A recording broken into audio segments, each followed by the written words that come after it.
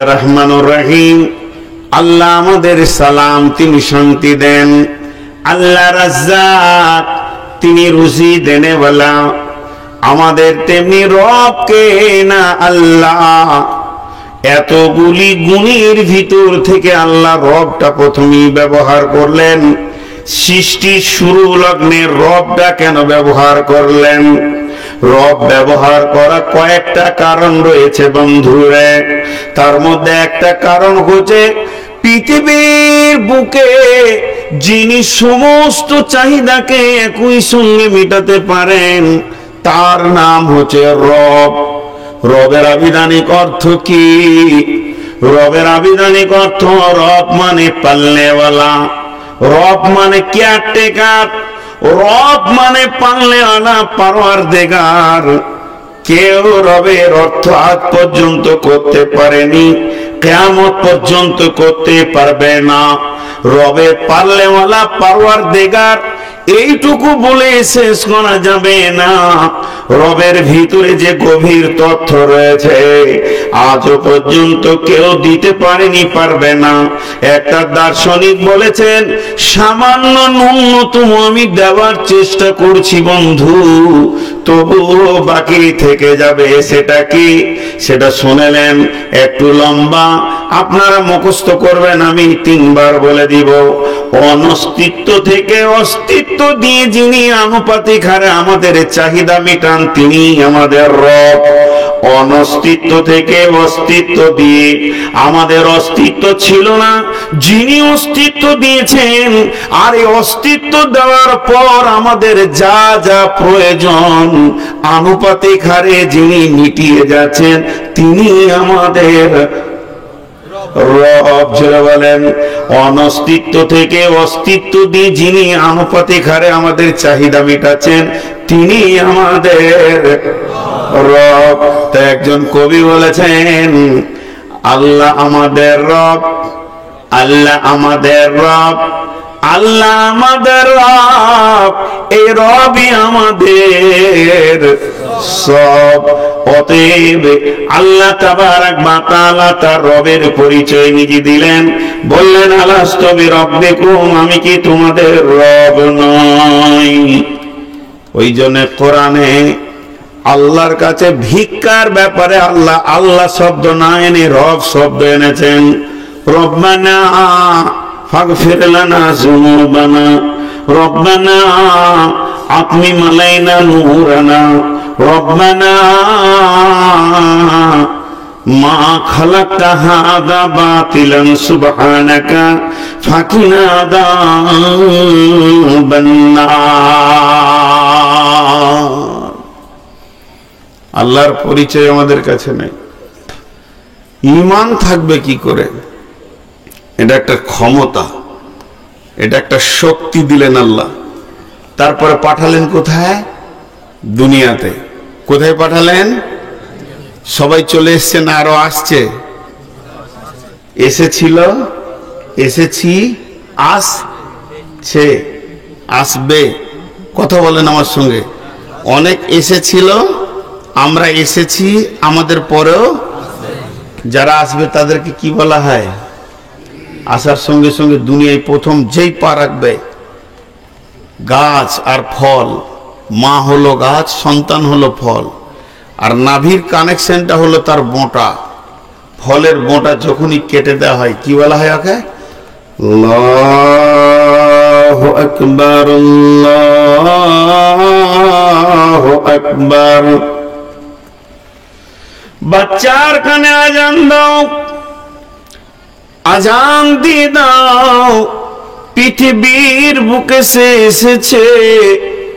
বন্ধু 5 বছর পর্যন্ত তাকে 7 বছর মসজিদ যেতে হবে না, মাফ করে দেওয়া হয়েছে। বিশ্বনবী বলছেন, মুরু আওলাদাকুম বিসসালাতি ওয়া হিয়া বিনতু 7 সিনিন। তুমি তোমার সন্তানকে মসজিদে দেওয়ার ব্যাপারে হুকুম দাও যখন 7 বছর বয়স হবে। তাহলে 7 বছরে নামাজ ফরজ হলো, ট্রেনিং চলবে, 12 বছরে ফরজে আইনে দাঁড়িয়ে যাবে। রমজানের রোজা 12 বছরের ফরজ হবে, মালদার যদি হয় তো হজ ফরজ হবে, যাকাত ফরজ হবে, কিন্তু ঈমানটা এত গুরুত্ব বিষয়, ঈমানের ব্যাপারে 1 ঘন্টাও আল্লাহ বললেন না, নবীজি 1 মিনিটেরও কথা বললেন না, আর 30 সেকেন্ডের কথা বললেন না। গাছের ঈমান, মায়ের ঈমান ফল, যখন এই ফলটা বোঁটাতে লেগে থাকবে, গাছের গোড়াতে শেকড়ে পানি দিলে ফল পর্যন্ত পৌঁছে যাবে, তেমনি মায়ের ঈমান, মায়ের স্পন্দন সন্তানের ঈমানের কাজ করবে। বন্ধুরে, যদি পেটের ভিতরে সন্তানের কোন রোগ হয়, মাকে ইনজেকশন দিলে সন্তানের রোগ সেরে যায়, তাহলে ঈমানটা মায়ের সঙ্গে যুক্ত রয়েছে। যখনই বোঁটা থেকে কেটে ফলকে আলাদা করা হচ্ছে, বিশ্বনবী বলছেন আর লেট করা যাবে না, ওর কানে সঙ্গে সঙ্গে ঈমানের দাওয়াত দিয়ে দাও। হাজি ভাই, আজানটা টোটাল কয়বার হাঁকে মুয়াজ্জিন? 12 বার। কয়বার হাঁকে? 12 বার। 2 বার আল্লাহু আকবার, 2 বার আশহাদু আল্লা ইলাহা ইল্লাল্লাহ, 2 বার আশহাদু আন্না মুহাম্মাদুর রাসূলুল্লাহ, 2 বার হাইয়া আলাস সালাহ, 2 বার হাইয়া আলাল ফালাহ, 5 দুগুণে 10, 1 বার আল্লাহু আকবার আর 1 বার লা ইলাহা ইল্লাল্লাহ। কয়বার হলো? মহব্বতের সঙ্গে জোরে বলেন, কয়বার হলো? 12 বার। 12 বার। এটা কিসের দাওয়াত? আজানটা কিসের দাওয়াত? নামাজের দাওয়াত। এটাই ভুল। 12 বারের মধ্যে 2 বার নামাজের কথা বলা হয়, আর 2 বার কি লাভ হবে বলা হয়। তাহলে 12 বারের মধ্যে যদি 2 বার বাদ দেওয়া যায়, তো 10 বার ঈমানের দাওয়াত দেওয়া হয়। মানুষ বোঝে না, বেঈমান হালাতে নামাজ রোজা কিছুই কবুল হবে না। এর জন্য মুয়াজ্জিন প্রথমেই বলে আল্লাহু আকবার, আল্লাহু আকবার, আল্লাহ বড়, আল্লাহ বড়, আল্লাহ বড়, আল্লাহ বড়। যখন 4 বার বলা হয়ে যায়, তখন মুয়াজ্জিন বলে আমি সাক্ষ্য দিচ্ছি আল্লাহ ছাড়া কোনো মাবুদ নাই। তার মানে মুয়াজ্জিন বলতে চাইছে, ওখানে মাঠে একটা লোক, দোকানে একটা লোক, স্কুলে একটা লোক, কলেজে একটা লোক, আমি মুয়াজ্জিন ওদেরকে বলছি, হে চাষওয়ালা, চাকরিওয়ালা, ব্যবসাওয়ালা, তোরা শোন, আল্লাহ বড়, ব্যবসা বড় নয়, চাকরি বড় নয়, আর চাষ বড় নয়, আল্লাহ বড়, আল্লাহ বড়। আমি 4 বার তাদেরকে সাড়া দিলাম, তাদের চেতনতা দিলাম, তারা এখনো পর্যন্ত দোকানের শাটার লাগায় না। তাই আমি বলে ফেললাম, আমি সাক্ষ্য দিচ্ছি আল্লাহ ছাড়া কোনো মাবুদ নাই রে। তোর রুজি দেনেওয়ালা তোর দোকান নয়, তোর রুজি দেনেওয়ালা তোর বাগান নয়, তোর রুজি দেনেওয়ালা তোর মাঠ নয়, তোর রুজি দেনেওয়ালা তোর চাকরি নয়। আয় আয়, ফিরে আয়, তোকে যে বাঁচিয়ে রেখেছে, তোকে যে খাওয়ায়, তার শরণাতে তুই ফিরে আয়। এবারও আসতে শুরু করলো কিংবা আসলো না, যারা আসছে তাদেরকে বলছে নবীজি বলে দাও আশহাদু আন্না মুহাম্মাদার রাসূলুল্লাহ। তোরা যে নামাজে আসবি, মসজিদে আসবি, তো কার মতো হয়ে আসবি? এই মসজিদে কোন নেতার কাজ চলবে না, হানফি, সাফি, মালিকি, হাম্বলি চলবে না, এখানে আবু হানিফার মত চলবে না, সাফির মত চলবে না, এই মসজিদের ভিতরে চলবে না, তৃণমূল চলবে না, কংগ্রেস, আরএসপি, সিপিআই চলবে না। আয় গাঁওয়ালায়, দক্ষিণ পাড়া কি করে? তৃণমূল করে, উত্তর পাড়া কি করে? কংগ্রেস করে, পশ্চিম পাড়া সিপিএম করে, পূর্ব পাড়া বিজেপি করে, সমস্ত চুরমার পরিষ্কার করে দিল থেকে ভেঙে দিয়ে এক নেতাকে মেনে এনে আমি সাক্ষ্য দিচ্ছি তোর জীবনের আইডিয়াল, তোর জীবনের নেতা হলো নবী মুহাম্মদুর রাসূলুল্লাহ সাল্লাল্লাহু আলাইহি ওয়াসাল্লাম। তুই যে মসজিদে ঢুকবি তো নবী মুহাম্মদের মতো ঢুকতে হবে। এখানে একটা নেতার কাজ চলবে, তার মতো করে নামাজ পড়তে হবে। সাল্লু কামা রাআইতুমুনি উসাল্লি, আমার মতো করে নামাজ পড়ো এসো। তাই ওই রকম নবী মুহাম্মদকে মেনে নে। পোশাক উজু তার মতো হতে হবে, রুকু সাজদা তার মতো হতে হবে, তবেই মাবুদের দরবারে কবুল হবে। এইবার 3 দুগুণে 6, 6 বার ইমানের দাওয়াত দেওয়ার পর মুয়াজ্জিন বলছে হাইয়া আলাস সালাহ, তোরা নামাজে আয়। পৃথিবীতে কামিয়াবির রশি একটাই, যেটাকে ধরলে তোরা কামিয়াবির রাস্তা পাবি, ইমানের রাস্তা পাবি। এর জন্য মুয়াজ্জিন 2 বার ওটা বলল হাইয়া আলাস সালাহ। তারপরে মুয়াজ্জিন বলছেন হাইয়া আলাল ফালাহ। নিষ্কৃতি পেয়ে গেলি রে, নিষ্কৃতির দিকে আয়, সফলতার দিকে আয়, সফল কামের দিকে ডাকা হয়ে গেল। নামাজ শেষ হয়ে গেল, ট্রেনিং হয়ে গেল ইমানের। এটা নামাজের ট্রেনিং নয়, নামাজ হলো ইমানের ট্রেনিং, নামাজ হলো ইমানের ট্রেনিং। এরপরে মুয়াজ্জিন বলছে মসজিদ থেকে বার হবি, আবার তুই সমাজে সুশালে চলে যাবি, আবার রুজি তাল্লাশে চলে যাবি। তো শুনেলে কি নিয়তে যাবি? আল্লাহু আকবার, আল্লাহু আকবার, আল্লাহ বড়, ওগুলো তোর বড় নয়। আর দিলের ভিতরে ভরলে লা, জোরে বলেন লা ইলাহা ইল্লাল্লাহ। গোটা আজানটা হলো ইমানের দাওয়াত। এই আজানটা কাকে দিতে বলছে? একদম শিশু। হাজি শিশু কিছু বুঝে? শিশু কিছু বুঝে? আর এতগুলো লোক ওপর মুখটা হিলান, খালি মাথাটা হিলিয়ে দিয়েছে। জি বিরক্ত হচ্ছেন নাকি আমার উপরে? হয় না গো, খ্যাপা মানুষ ওখানে শেষই দেয় আমাকে সবাই। তবে আগামী বছরে মডেল চেঞ্জ করব। জি শিশু কিছু বুঝে এটা আর বলবেন না কোনোদিন, ক্ষতি হয়ে যাবে বললে। আল্লাহর নবী আজান দিতে বলছেন, তাহলে আল্লাহর নবী অবুঝ? এমন একটা কাজ করতে বলছি যেটা কোনো কাজের কাজ নাই, ওকে আল্লাহ বোধ ক্ষমতা দেবে, ঠিক দেবে।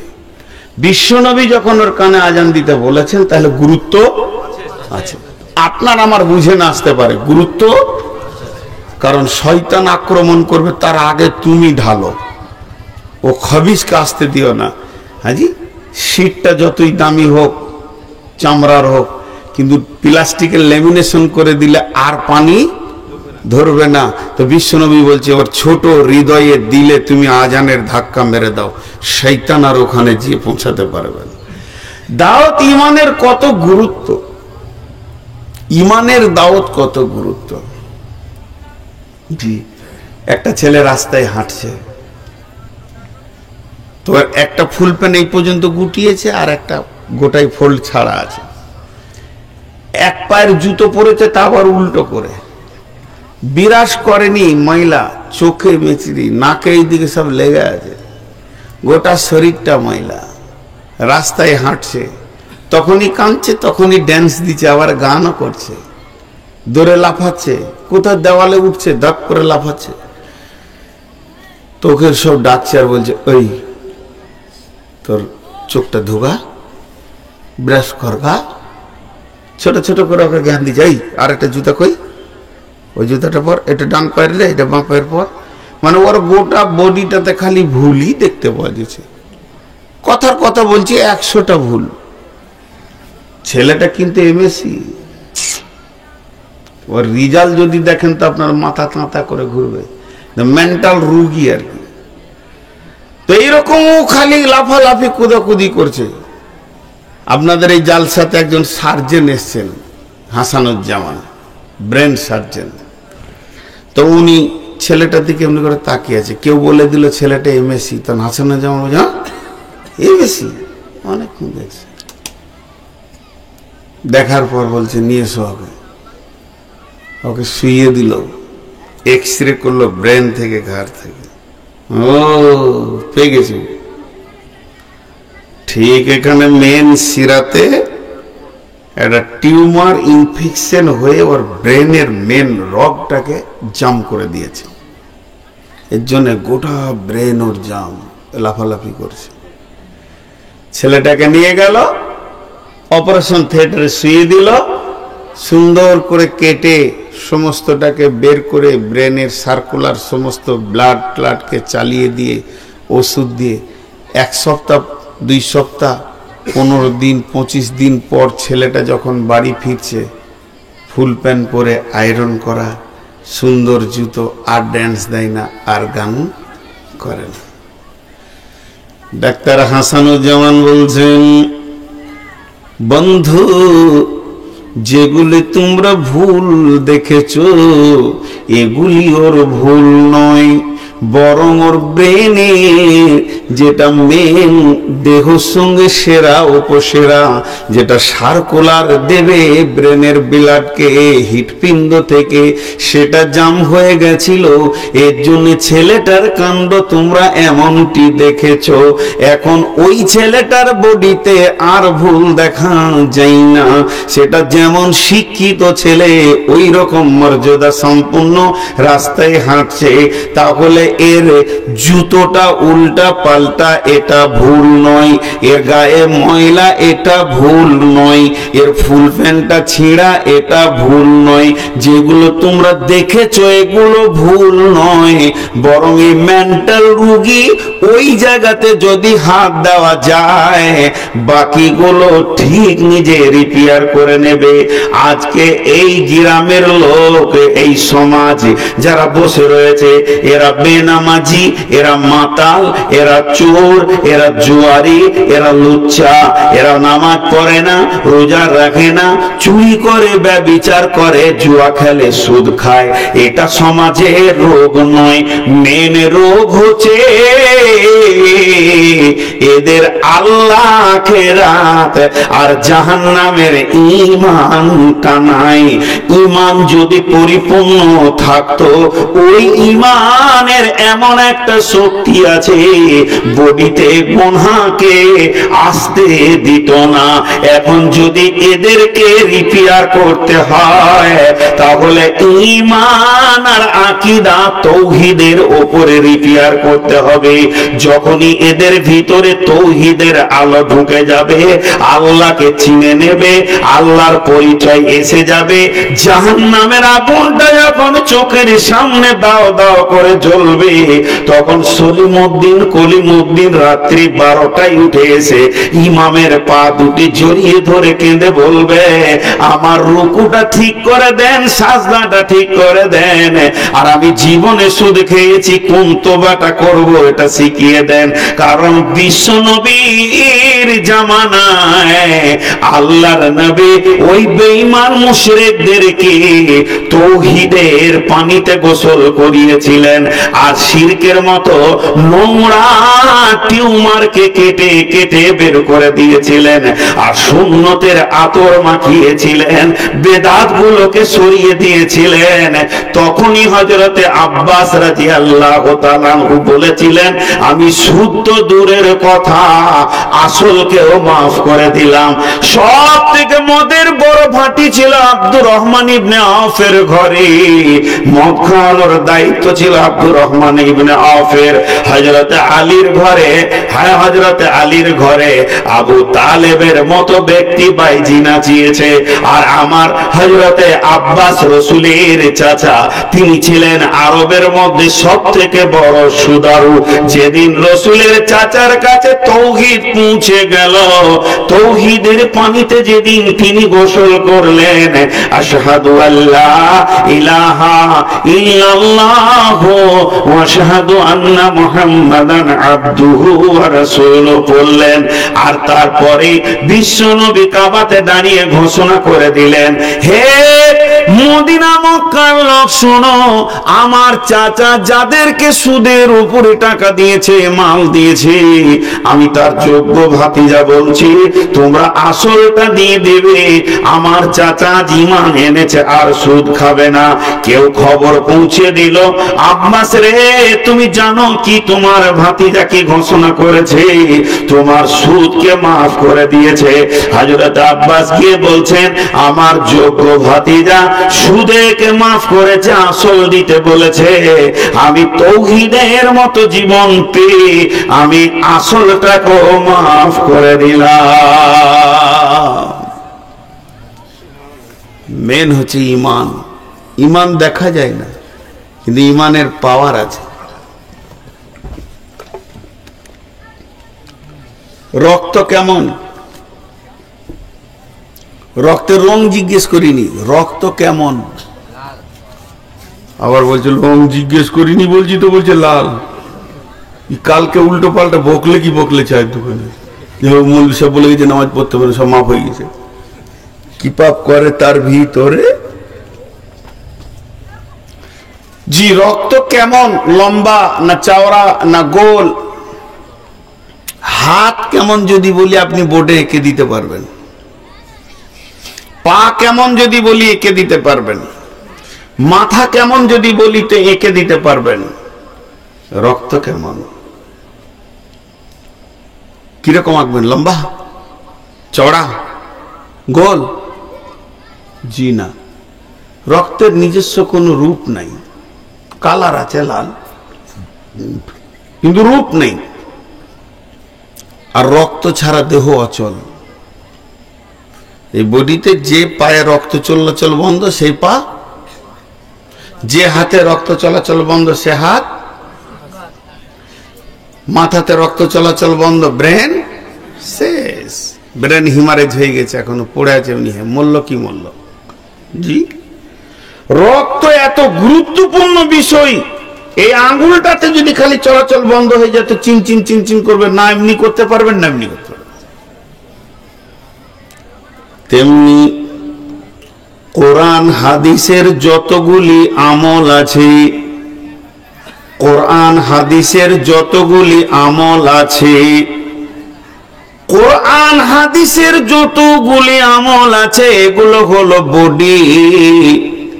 নামাজ একটা বডি, রোজা একটা বডি, হজ একটা বডি, যাকাত একটা বডি, সুদ ছাড়া একটা বডি, হারাম খাবো না হালাল খাবো একটা একটা বডি।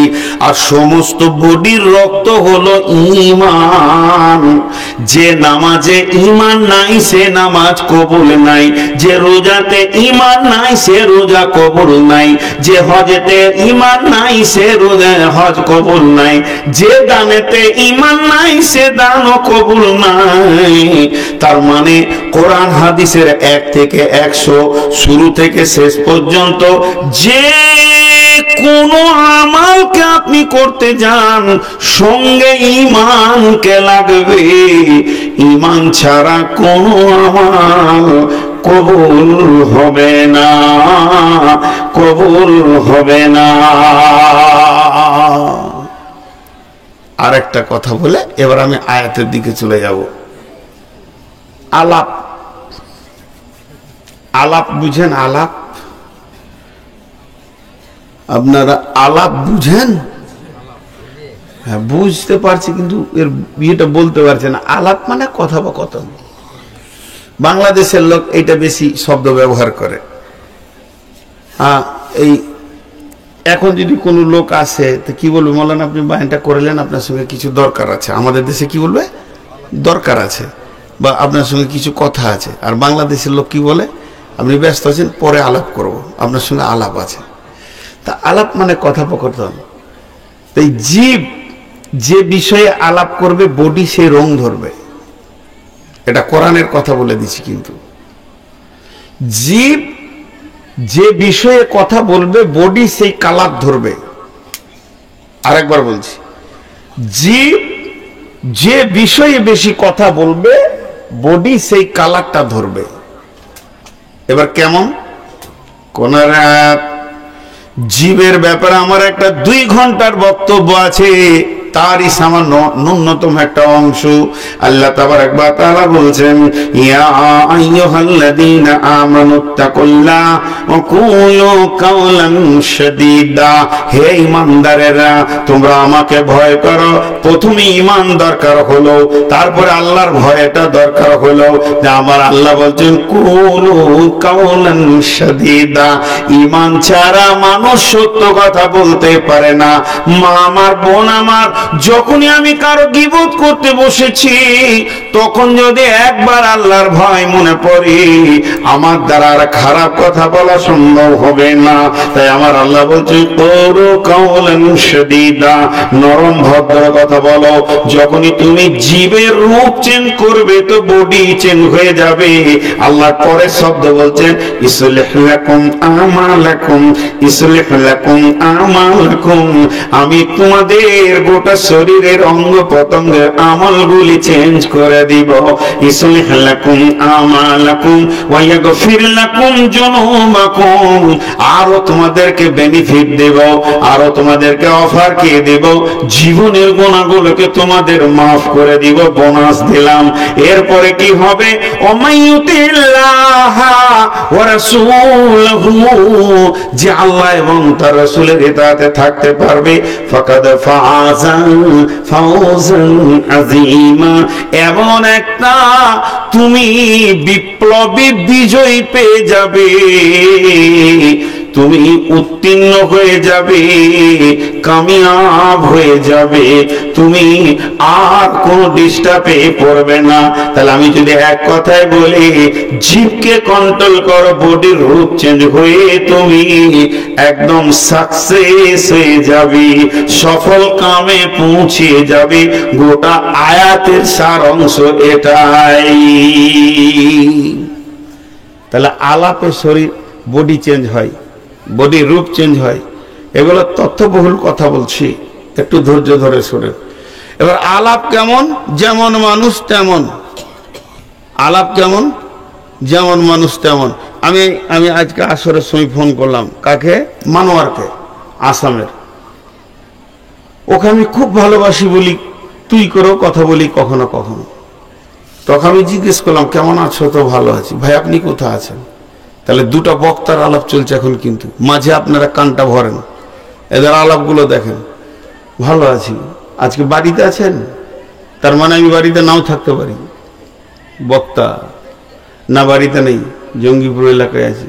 তুমি কোথায় আছো? বলে আমার এখন কোনো প্রোগ্রাম নাই, বাড়িতে আছি, এখন কোনো জায়গায় যাব না, সরকারের খুব চাপ চাকরির। তো এসো আমার বাড়ি। বলে না, ওইদিকে প্রোগ্রাম হলে যাব। এটা একটা আলাপ। এরপরে ব্যবসাদারদের আলাপ। কিরে জঙ্গিপুরে খবর কি? বলে মার্কেট একদম বসা। বলছে আমাদের ভালোই চলছে, কিন্তু এখন খুব মার্কেট ভালো। এটা হচ্ছে ব্যবসাদারদের আলাপ। ওখানে কোন মালটা বেশি টানছে, কোনটা পৌঁছাবো, শিলিগুড়ি থেকে ফোন চলছে। এটা ব্যবসাদারদের আলাপ। এইরকম আলাপ আছে অনেক রকম। শিক্ষিতদের বন্ধু বন্ধু মাস্টারকে ফোন করছি, কিরে ছেলেটাকে কোন কলেজে দিলি? বলে ছেলেটাকে তো ইঞ্জিনিয়ারিং বসাবো মনে করছি, ওকে কোর্স দিচ্ছি। আর মেয়েটা মাশাআল্লাহ রেজাল্ট ভালো করেছে। এটা শিক্ষা জগতের আলাপ। যেমন কাজ তেমনি আলাপ। সাহাবীদের আলাপ কেমন হতো? সাহাবীরা কি বিষয়ে আলাপ করতেন? দীর্ঘদিন কোন সাহাবী শাম সিরিয়া চলে গেছেন ব্যবসা বাণিজ্যের কেন্দ্রে, মসজিদে নববীতে দেখা যায় না। কেন দেখা যায় না? বিদেশে ব্যবসায় রয়েছে। দীর্ঘদিন পর সে ফিরেছে, বন্ধুর সঙ্গে দেখা। তোকে তো 1 বছর দেখতে পাইনি। বলে না 1 বছর তো নয়, মোটামুটি 8 মাস হলে হলো এরকমই। চলো বাবা একটু নাস্তা পানি হলো। কেমন আছো বন্ধু? ছেলে মেয়ে কেমন আছে? আলহামদুলিল্লাহ। সব কথার কথা লাখ কথার এক কথা, হাজার কথার এক কথা, শেষকালে তাদের কথা শুরু হয়ে গেল, ভাই ইমানের হালাত কি তুমি বলো। বলে আমার ইমান বড় দুর্বল হয়ে গেছে, রসুলের মজলিসে চোখের পানিতে কেঁদেছি, ব্যবসায় গিয়ে নামাজে আল্লাহ মনে পড়ছিল না, খালি ব্যবসার হিসাব মনে পড়ছিল। নিশ্চয়ই ইমান দুর্বল হয়েছে, ইমানকে মজবুত করতে হবে। বলে হবে তো, হবে তো, তুমি আমাকে ইমান মজবুত করো আর আমি তোমার ইমান মজবুতের সাক্ষী দিব। একজন সাহাবী বলতেন আল্লাহ আছে, তো আরেকজন বলতেন বেশক আল্লাহ আছে, আরেকজন বলতেন জাহান্নাম আছে, বেশক জাহান্নাম আছে, জাহান্নামের আগুন সত্য, জাহান্নাম সত্য। বিশ্বনবী বলেছেন জাহান্নাম সত্য, কিয়ামত হবে, হিসাব হবে, পুলসেরাত আছে। একজন বলতেন নবীজির হাদিস, আর একজন সাক্ষী দিচ্ছেন বেশক বেশক তুমি যা বলেছো সত্য। এদের এই আলাপের কারণে ধীর গতিতে তাদের হৃদয়ের ভিতরে ঈমান বাড়তে থেকেছে। আল্লাহ তাবারক ওয়া তাআলা এর জন্য আমাদেরকে বলেছেন আল হাক্কু মুত্তাকাসুর। প্রকৃত পক্ষে এই সূরাটা ঈমানের জন্য, সূরা মালের জন্য নয়। আল্লাহ বলছেন মালের প্রাচুর্য তোদেরকে আমাকে ভুলিয়ে রেখেছে। হাত্তা জুরতুমুল মাকাবির, অতক্ষণ পর্যন্ত তোর ঘুম ভাঙবে না যতক্ষণ পর্যন্ত তোকে মুনকির নাকির না ঘুম পাড়া উঠাবে। তুই তো চলে যাবি কবরে, এমন ঘুম ঘুমাচ্ছ এখন তুমি। মালের প্রাচুর্য, পৃথিবীর ঐশ্বর্য তোমাকে গাফেল করে দিয়েছে আমার মতো রব থেকে। অতএব তোমার মাল তোমার যতক্ষণ না তুমি কবরে গেছো, কাল্লা সাওফা তা'লামুন সুম্মা কাল্লা সাওফা তা'লামুন, নিশ্চয়ই একদিন জানতে পারবে। আবার বলছে একদিন জানতে পারবে। কাল্লা লাউ তা'লামুনা ইলমাল ইয়াকিন, সেদিন তোরা জানবি, তোদের ইয়াকিন ফিরে আসবে, দৃঢ় বিশ্বাস হবে, ইলম বেড়ে যাবে, জ্ঞানের ভান্ডার তোদের বেড়ে যাবে জান্নাত জাহান্নামের। সেদিন কবরে এই জ্ঞানগুলো নিয়ে কোনো লাভ হবে না। ইলমাল ইয়াকিন কাল্লা সাওফা তা'লামুন সুম্মা কাল্লা সাওফা তা'লামুন কাল্লা লাউ তা'লামুনা ইলমাল ইয়াকিন লাতারাবুন্নাল জাহিম, দুই চোখে তোরা তখন জাহান্নামকে দেখবি। সুম্মা লাতারাবুন্নাহা আইনাল ইয়াকিন, তোদের চোখ দেখবে, বিবেক তখন বিশ্বাস করে নেবে। সুম্মা লাতুসআলুন্না ইয়াওমাইদিন আনিন নাঈম, এমন একটা দিন আসবে আল্লাহর ক্ষুদ্রতম নিয়ামতের সেদিন তোরকে প্রশ্ন করা হবে। অতএব এই সূরাটা বলছে পৃথিবীর প্রাচুর্য, আল্লাহ জাহান্নাম, ফেরেশতা, কবর, হাসর থেকে তোকে গাফেল করে রেখে দিয়েছে। তোর হাত পা দেখে মনে হচ্ছে যেন আল্লাহ নাই। মুসলমানের বাচ্চা, তুমি মুসলমান রাতে বাস করো, মসজিদের দরদ ব্যথা দেখাও, জালসায় 2-4 ঘন্টা বসে বসে শোনো, কিন্তু নামাজের কাতারে তোমাকে পাওয়া যায় না। প্রকৃত পক্ষে তোমার ভিতরে ঈমানের কোনো পাওয়ার নাই।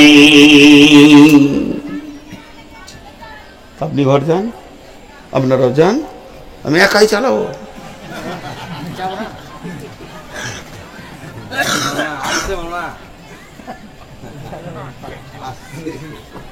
আমিও পানি খেয়েছি, আমারও অবস্থা খারাপ। ঘড়ি বিয়াদব। হ্যাঁ জি, ঈমান একটা আলাদা জিনিস, বলিষ্ঠ জিনিস। মসজিদে আপনাকে আমাকে কাতারে যে নিয়ে যেছে ধাক্কা দিয়ে, সে হলো ঈমান। আমাদের ঈমানের কোনো পরীক্ষা হয় না, ঈমান শিখা হয় না, ঈমানের ক্লাসই হয় না। জি, তরবিয়াতের কোনো ক্লাস নাই, তালিমিয়াতের ক্লাস আছে, বুখারী মুসলিম আবু দাউদ চলছে, কিন্তু চরিত্র গঠনের কোনো ক্লাস এখনো হয়নি, কোনো জায়গায় ক্লাস হয় না। কি বলছো, মারবে নাকি আমাকে? আমি তো কিছু করি নাই ভাই।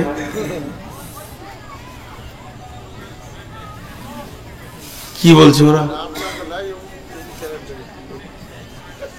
ইন্না লিল্লাহি। নবীদেরকে আল্লাহ ঈমান শিখিয়েছেন, নবীদেরকে আল্লাহ ঈমান শিখিয়েছেন। জি, ঈমানের ট্রেনিং দিয়েছেন। 3-4টা নবী, 25 জন নবীর কথা কোরআনে এসেছে। একটা নবীর কথা বলি, বিসমিল্লাহির রহমানির রহিম। আও কাল্লাযী মাররা আলা কারিয়াতিন ওয়া হিয়া খাবিয়াতুন আলা উরুশিহা ক্বালা আন্না ইউহয়ী হাযিহিল্লাহু বা'দা মাউতিহা فأماته الله مئة عام ثم بعثه قال كم لبثت قال لبثت يوما أو بعض يوم قال بل لبثت مئة عام فانظر إلى طعامك وشرابك لم يتسنى وانظر إلى حمارك ولنجعلك آية للناس انظر إلى العظام كيف ننسجها ثم نكسوها لحما فلما تبين له قال أعلم أن الله على كل شيء قدير। ক্লাস 1 এর ছেলে এখনো অ শিখেনি, খালি বর্ণ পরিচয় বইটা নিয়ে স্কুল যেছে, মাত্র 17 দিনের পরীক্ষা। তোকে ম্যাডাম ডাকছে পরীক্ষা লিবার কি, ওই এদিকে আয়। তুই ভাবছ হয়তো যে আমি এমএ পরীক্ষায় বসছি আর কি। ছোট ছেলে, কি বলবো, কি জিজ্ঞেস করবে। পা পা পরে এলো, তো বলছে একটা মুরগির কটা পা? বিজ্ঞানের পরীক্ষা লিখছে, বলছে 4টা। বলছে যা, তাতেও নম্বর পেয়ে গেছে 40-50। মুখটা তো খুলেছে, 3.5 বছরের শিশু গো। 4টা বলেছে, কি কম বলেছে নাকি বেশি বলেছে? তো নাম্বার কেন পাবে না? কিন্তু একটা এম এর ছেলে যদি ছাগলের 5টা বা বলে, তোকে কি নাম্বার দেবে বলেন? এটা এম এর ছেলে মাস্টার্স পড়ছে, ওকে বলছে ছাগলের কটা পাতে, বলছে 5টা। ওকে কি নাম্বার দেবেন? ওকে ধরে মেরে ফেলে দিতে হবে, অচল। তো নবীরা হলো অনেক বড় ঈমানের মানুষ, আর ওদের মুখ থেকে কি বের হচ্ছে জানেন? হযরতে উযাইর, তিনি একজন নবী। ঘোড়ার উপরে নয়, গাধার উপরে সওয়ার হয়ে তিনি সফর করছিলেন। কোরআন বলছে সূরা বাকারা, সফর করতে করতে সঙ্গে ছিল আঙ্গুরের রস আর ডমুর আর খেজুর, 2টা ফল আর একটা রস, জুস। আর গাধার উপরে সওয়ার হয়ে যেতে যেতে একটা পৌর গিরাম কাকে বলে? ভবিষ্যতে গিরাম ছিল, এখন কিন্তু আর গিরাম নাই। তবে দেখে শুনে মনে হচ্ছে এখানে পুকুর, ওইখানে একটা ভাঙা ঘর, একটা ঘর আর একটা ঘরের উপরে পড়ে আছে। এই দিকটাতে ঘাস হয়ে গেছে, তাও মনে হচ্ছে একটা রাস্তা। এই দিকটা একটা দিঘি, ওইটা মনে হচ্ছে কার ঘর ছিল। জায়গাটা দেখে গ্রামের মতো মনে হচ্ছে। হযরতে উযাইর ঘোড়াকে দাঁড় করিয়ে দিয়ে এমনি করে উৎসু চোখে দেখছে, সুবহানাল্লাহ, এত সুন্দর একটা গাঁ তো আর নাই, লোক নাই, ছেলে নাই, বৃদ্ধ নাই, মহিলা নাই, নিশ্চুপ হয়ে রয়েছে। উযাইরের মুখ দিয়ে বের হয়ে গেল, আল্লাহ আপনি কি আবার গাঁ বানাতে পারবেন? ভুল বললে না ঠিক বললে? হ্যাঁ ভুল। একটা নবীর এই কথা, আমি পারবো না, তুই পারবি? রব্বুল আলামিন বলেন, আজরাইল চলো ওর জান কবজ করো। জান কবজ হলো, ফামাতাহুল্লাহু মিয়াতা আমিন। উযাইর ওখানে পড়ে গেল, মৃত ব্যক্তির মতো পড়ে রয়েছে। সুম্মা বাসাহু, আবার তার প্রাণ সঞ্চার করা হলো। হযরত উযাইর উঠে দাঁড়ালেন। আল্লাহ রাব্বুল আলামিন বলছেন, উযাইর কাম লাবিস্তা, কতদিন তুমি শুয়েছিলে বলো? হে উযাইর, তুমি কতদিন শুয়েছিলে বলো? উযাইর তখন বলছে, লাবিস্তু ইয়াওমান আও বাদা ইয়াওমিন। তাফসীর ইবনে কাসিরে লিখেছে, উজাইরকে যখন মারা হয় সময়টা ছিল সকাল, যখন জীবিত করা হয় সময়টা হচ্ছে বৈকাল। উজাইর মনে করছে সকালে ঘুমিয়েছিলাম, বিকালে উঠেছি, কিংবা একদিন ঘুমিয়েছি। আমার আল্লাহ উজাইরকে বলছেন ক্বালা কাম লাবিস্তা, ক্বালা লাবিস্তা ইয়াওমান আও বা'দা ইয়াওমিন, ক্বালা বাল লাবিস্তা মিয়াতা আমিন। উজাইর রে, ক্যালেন্ডারটা হিসাব করে দেখ কত সালে তুই শুয়েছিস। আমি তোকে 100 বছর ঘুমিয়ে রেখেছি, একদিন নয়, দুদিন নয়, ওকে 100 বছর পর আমি জাগালাম। ফানজুর ইলা তুআমিকা ওয়া শারাবিকা লাম ইয়াতাসান্না। কই তোর সেই খাবারগুলো? দূরে গিয়ে দেখে আঙ্গুর আর খেজুর যেমন কার তেমন আছে, আঙ্গুরের রসটাও সেই রকম সুন্দর হয়ে আছে, নষ্ট হয়নি। আমার আল্লাহ পারেন নাকি? সবই পারেন। এরপরে আমার আল্লাহ বলছেন অঞ্জুরে না হিমারিকা, উজাইর তুমি তো গাধার উপরে সাওয়ার হয়ে এসেছিলে, কই তোমার সেই গাধাটা কই? চারিদিকে তাকিয়ে দেখছে গাধা তো নাই, বেঁধে রেখেছিলাম এই গাছে, সে গাধা কয়? কয়েকটা হাড্ডি পড়ে রয়েছে, এরকম ধরলে খস করে ছেড়ে দিয়েছে। আল্লাহ বলছে তাকিয়ে থাক তুই, আমি ম্যাজিকটা লাগিয়ে দিই, ভেলকিটা লাগিয়ে দিই। আসমান থেকে একটা হাওয়া এলো, মুসরাতের হাওয়া, ঠান্ডা সুন্দর শীতল হাওয়া মাটিতে বইতে শুরু করেছে। আল্লাহর হুকুমে সমস্ত হাড্ডিগুলো মাটি থেকে বের হয়ে ফার্নিচার হয়ে গেল। সুম্মা নাকসুহা লাহমা, এবার আস্তে আস্তে মাংসের পেশিগুলো গাদাতে জড়িয়ে গেল। ফালাম্মা তাবাইয়ানা লাহু ক্বালা, যখন মাংসগুলো জমে গেল, গাধাটা একটু জান সঞ্চার হলো, গাধাটা মাথা হিলিয়ে দিয়ে জোরে যখন ছিকে দিল, তখন উজাইরের মুখ থেকে বের হলো ক্বালা ইন্নাল্লাহা আ'লামু আন্নাল্লাহা আলা কুল্লি শাইইন কাদির। হে আল্লাহ, আমি এটা ভালো করে জানি আপনি সমস্ত জিনিসের উপরে ক্ষমতাবান। জি, আল্লাহ বলছে এতক্ষণে ট্রেনিং দিয়ে ইমান বাড়লো। কে বিড়ি ধরিয়েছে গো পেছনে? হ্যাঁ, কান্ঠার দিকেই তো ধরাবে। ও দেখছে জালসা যখন জমেছে তো খানিক টেনেলি, ওকে তো হায়া শরমই নাই।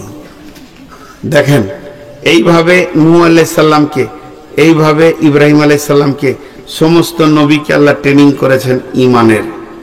জি ভাই, আমাদের ইমানের ট্রেনিং নেই। একটা মজার গল্প শুনাইছি, এটা বলবেন না যে হাদিসে আছে, মৌলভী সাহেব বলেছিল। আপনাদের এখানে একটা নদী আছে, আর ধরেন এই দিকেও একটা নদী আছে। আমি দিক ভুল হয়ে গেছে, কিন্তু আমাকে পশ্চিম দিকে এটা মনে হচ্ছে, সারাদিন উত্তর দিকেই নামাজ পড়ছি। তো এই যে নদীটা বইছে, নদীটা এপার ওপার থই থই হয়ে আছে। এটা গল্প শোনাচ্ছি, এটা আমি আমার মন থেকে একটা উদাহরণ দিচ্ছি আর কি। এখন কোন মৌলভী জালসাই বলেছে কেউ যদি লাটা না পায় তো নিজের গামছাটাকে এরকম করে ঝাড়বে, আর শুকনা গামছা পানির ওপরে দিলে চট করে ডুবে না, দেখবেন তো ওটা বিছিয়ে দেবে আর বলবে বিসমিল্লাহির রহমানির রহিম লা ইলাহা ইল্লা আনতা সুবহানাকা ইন্নী কুনতু মিনাজ জালিমিন, যে পা দিয়ে চেপে নেবে, ও পার হয়ে চলে যাবে, পার আল্লাহ পার করে দিবে। এটা হাদিসে আছে, কথার কথা বলছি, ধরেন হাদিসে আছে, বুঝানোর জন্য বলছি। আবার এটা যদি মানে আপনাদের ধোঁয়াশা হয়, তা এটা গল্প দিচ্ছি, উদাহরণ দিচ্ছি, বলবেন না যে এটা হাদিসে আছে। উদাহরণ দিই, তো এক লোক উজাল সে শুনে নিয়েছে, তো নদীর পাড়ে গিয়ে দেখছি তো নৌকা নাই, কেউ নাই, তো এবার ও পার হবে, বুঝছেন, পার হবে। আর সেই হাদিসে আছে। এখন ও বলছে বিসমিল্লাহির রহমানির রহিম, গামছাটাকে বের করলে লা ইলাহা ইল্লা আনতা সুবহানাকা ইন্নী কুনতু মিনাজ জালিমিন, ছেড়ে নদীর পানিতে দিয়েছে। এরপর কি করতে হবে? ওর কাজ কি না, এরপর ওর কাজ কি? চড়ে নেবে। কথাটা বুঝতে পারছেন কিনা? এরপর ওর কাজ হচ্ছে চড়ে নেবে, কিন্তু চড়ার আগে আপনি করে দেখছে, তার মানে আল্লাহকেও টেস্ট করছে পারবে কিনা পার করতে। আমাদের ইমানটা ওই হালাতের আছে আর কি। জি বন্ধুরা আমার, সাহাবীরা যত দীর্ঘ বিশ্বাস করেছেন তত পাকা ফল আল্লাহর কাছ থেকে পেয়েছেন। আল্লাহ রাব্বুল আলামিন বলেন, আমার প্রতি আমার বান্দা যেমন ধারণা রাখবে আমি তার সঙ্গে তেমন ব্যবহার করব। বহুত ঘটনা ঘটেছে জীবনে, 50টা বছর অতিবাহিত করেছি বন্ধু আমার। তাই প্রতিবাহিততে ভিতরে সমস্ত কিছু, অনেক জীবনে অনেক ঘটনা অনেক রকম দেখা গেছে। আল্লাহকে ধরলে সঙ্গে সঙ্গে আল্লাহ রিজাল্ট দেবেন, এমন ঘটনা আল্লাহ তাবারক ওয়া তাআলা পৃথিবীর বুকে মানুষের জীবনে ঘটিয়ে থাকে। আপনার আমার জীবনে আটে অনেকবার ধ্যানের সঙ্গে দেখবেন এগুলো আল্লাহ ঈমানকে বাড়ানোর এক একটা চান্স লাগায়। আল্লাহ তাবারক ওয়া তাআলা বলছেন, লাইসাল বিররা তুওয়াল্লু উজুহাকুম কিবালাল মাশরিকি ওয়াল মাগরিবি ওয়ালাকিন্নাল বিররা মান আমানা বিল্লাহি ওয়াল ইয়াউমিল আখিরি ওয়াল মালাইকাতি ওয়াল কিতাবি ওয়ান নাবিয়্যিন ওয়া আতাল মালা আলা হুব্বিহি যাবিল কুরবা ওয়াল ইয়াতামা ওয়াল মাসাকিন ওয়া ইবনাস সাবিলি ওয়াস সাইলিনা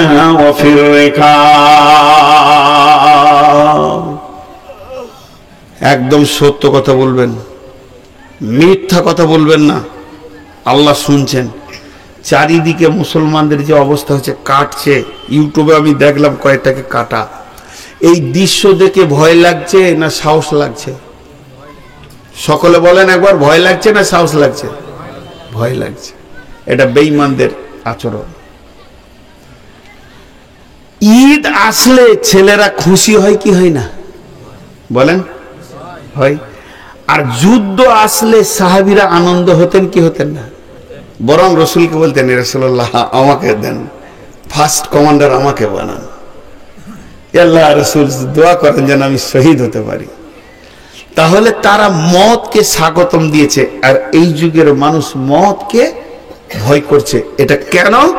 ঈমানের কমির কারণে। ওই যে লোকগুলো কাটছে, ভাবছেন জাহান্নাম চলে গেছে। শহীদ, শহীদ, এরা শহীদের দরজা পাবে। শহীদের দরজা তো বন্ধ হয়নি। একটা ছোট্ট কথা আপনাদেরকে জিজ্ঞেস করব, সবাই একবার মুখ খুলবেন আল্লাহর রাস্তায়। বেশি সময় আর লিব না, ছেড়ে দেবো ইনশাআল্লাহ। আমার তো 9 তারিখে জালসা ছিল, 10 তারিখ যে ঢুকে গেল। তো উঠাউঠি করিয়েন না, একসঙ্গে ছাড়বো, এটাই ভালো। কোন একটা ঘটনা আপনাদেরকে শোনাই আগে, তারপরে জিজ্ঞেস করব কেমন লাগছে। বিশ্বনবী এশার নামাজ পড়ে সাহাবীদেরকে বললেন বসে যাও। সাহাবীরা বসে গেলেন। বিশ্বনবী বললেন, যায়েদ কোথায় আছো? উঠে দাঁড়াও। হযরতে যায়েদ উঠে দাঁড়ালেন। লাব্বাইক ইয়া রাসূলুল্লাহ, আমি হাজির আছি। বলেন, বলে মুতার প্রান্তে এক্ষুনি রওনা দিতে হবে, তোমাকে প্রধান সেনাপতি বানালাম। রব্বুল আলামিনের নবী বলছেন, আব্দুল্লাহ জাফর ইবনে আবি তালিব কোথায় আছো? তুমি দাঁড়াও। জাফর ইবনে আবি তালিব হযরত আলীর ভাই উঠে দাঁড়ালেন। বিশ্বনবী বললেন, জাফর ইবনে আবি তালিব তোমাকে আমি দ্বিতীয় সেনাপতি করলাম। এবার বলেন যায়েদ কি বুঝতে পারছে? যখন দ্বিতীয় সেনাপতি হয়ে গেল, যায়েদ বুঝে নিল আর আমি মদিনার মাটিতে ফিরে আসবো না, এখন আমার শহীদের লিস্টে নাম চেপে গেছে। এরপরে বিশ্বনবী বললেন, আব্দুল্লাহ ইবনে রাওয়াহা কোথায় রয়েছে? আব্দুল্লাহ ইবনে রাওয়াহা খুশিতে তরফ করে লাফিয়ে উঠেছে, আমার নাম চলে এসেছে, মানে আমি এবার এগিয়ে যাচ্ছি। জাফর ইবনে আবি তালিব বুঝে নিলেন আমিও শহীদ হয়ে যাব। বিশ্বনবী বললেন, জিহাদের ময়দানে তোমরা চতুর্থ সেনাপতি বানিয়ে নেবে। তার মানে আব্দুল্লাহ ইবনে রাওয়াহা বুঝে নিলেন আমিও শহীদ হয়ে যাব। যেমন যেমন নবীজি বলেছিলেন তেমনি তেমনি তারা শহীদ হলো। হযরতে যায়েদ শহীদের পরে পরে জাফর ইবনে আবি তালিব গিয়ে ইসলামের পতাকাকে ধরেছে। ডান হাত কেটেছে, বাম হাতে ধরেছে, বাম হাতে কেটেছে, দুই পায়ে জড়িয়ে ধরেছে। পা দুটি বেঈমানেরা কেটে দিয়েছে, টুকরো টুকরো করে তাকে কাটা হয়েছে। হযরত আবু উবাদা বলেন, আমি লোক দেখি না, কিন্তু পতাকা উপরের দিকে উঠে রয়েছে দেখতে পাই।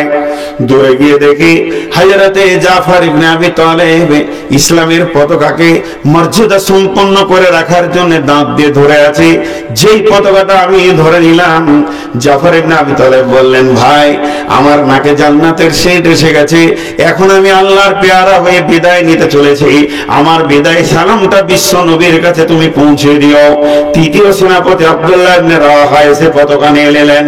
সেনাপতি কমান্ড্যান্ট সে কাজ শুরু করলেন, তিনিও পৃথিবীর বুক থেকে বিদায় নিলেন। আর আপনার কিনা উহুদের প্রান্তে যখন যাবেন ৭২ জন শহীদকে দেখতে পাবেন।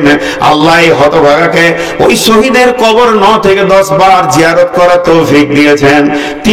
তিনবার জিয়ারত করেছি। বদরের প্রান্তে ১৩ জন জান্নাতি শুয়ে রয়েছে। বেঈমানরা তাদেরকে টুকরো টুকরো করে কেটে পৃথিবীর দুনিয়া থেকে সরিয়ে দিয়ে জান্নাতের ঘরে ভরে দিয়েছে। তাহলে এইগুলো হলো শহীদের মর্যাদা।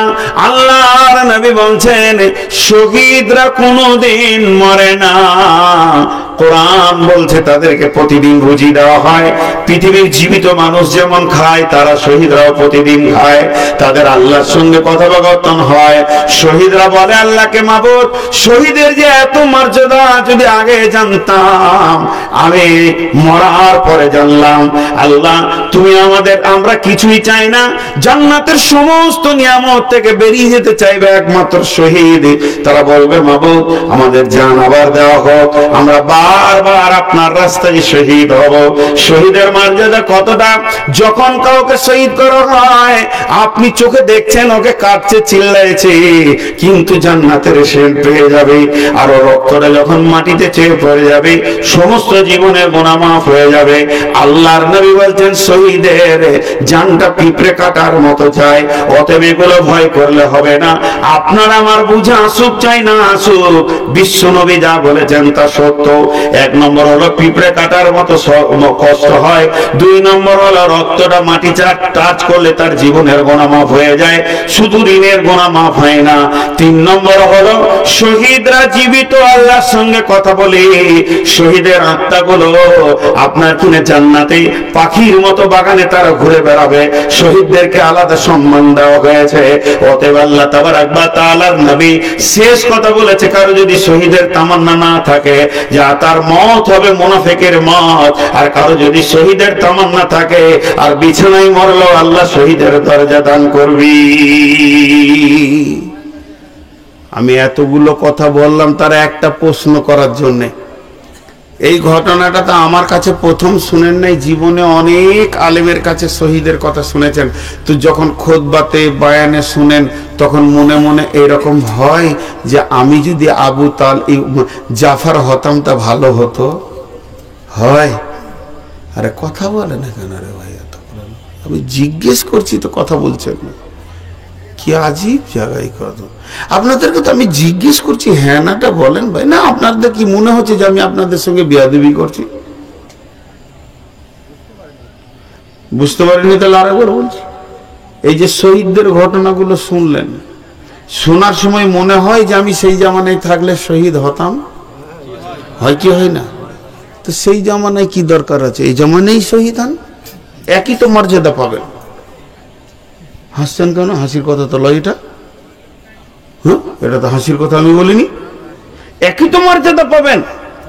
নামাজ, ইসলামের 5 ওয়াক্ত নামাজ শুরু হয়েছে কখন থেকে? শাবে মেরাজ থেকে। নামাজ শেষ হবে কখন? পশ্চিম দিকে যেদিন সূর্য উঠবে সেদিন নামাজ শেষ হবে। তার আগে পর্যন্ত চলবে কি চলবে না? ইসলামের প্রথম যুদ্ধ শুরু হয়েছে বদর থেকে। এই জিহাদ কি বন্ধ হয়ে গেছে? শহীদের রাস্তাটা বন্ধ আছে, চলবে। এটা বন্ধ হবে কখন? যখন ইমাম মেহেদী আসবে, যখন আমাদের ঈসা আলাইহিস সালাম আসবেন এবং দাজ্জালকে পৃথিবী থেকে সরাবে। তার আগে পর্যন্ত এটা থাকবে। তো নরেন্দ্র মোদী না থাকবেন তো শহীদ হবে কোথায়? আমরা ভাবছি হয়তো যে কি দোষ করলাম যে আল্লাহ নারাজ হয়ে গেছে, আমরা মার খেয়েছি। তা আমরা কি ওই হানজালার থেকে বড় ইমানদার? আমরা কি আমির হামজার থেকে বড় ইমানদার? আমরা কি জাবের জুবাইরের থেকে বড় ইমানদার? আমরা কি আমর বিন জমুর থেকে বড় ইমানদার? আমরা কি হযরত উমর থেকে বড় ইমানদার? ওইটা থেকে যদি বাঁচবো তো শহীদ হবে কে রে বাবা? শহীদের সিটগুলো পূরণ হবে কি করে? আল্লাহ একটা দয়া করে দিয়েছে। জি, একটা ছেলে দিল্লি থেকে ফোন করছে, বলছে মৌলভী সাহেব, বদর ওহুদ খন্দক শুনতাম, এবার দেখতে পাবো, দিলটা খুব খুশি লাগছে। কবে লাগবে?